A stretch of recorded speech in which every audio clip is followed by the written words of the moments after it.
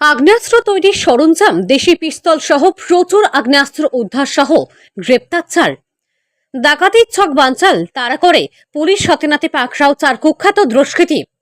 উত্তর 24 পরগনার বসিরহাট মহকুমার বসিরহাট থানার পিফা এলাকার ঘটনা।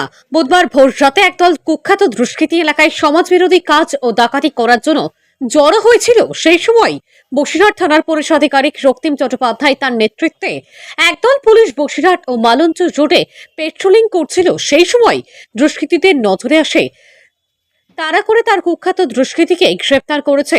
এদের কাছ থেকে 2টি দেশি পিস্তল, আগ্নেয়াস্ত্র তৈরির বেশ কিছু সরঞ্জাম উদ্ধার করে।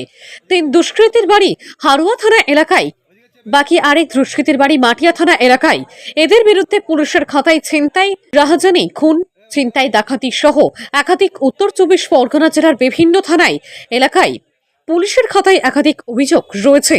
ধৃত 4 দুষ্কৃতীকে আজ বসিরহাট মহকুমায় তোলা হবে।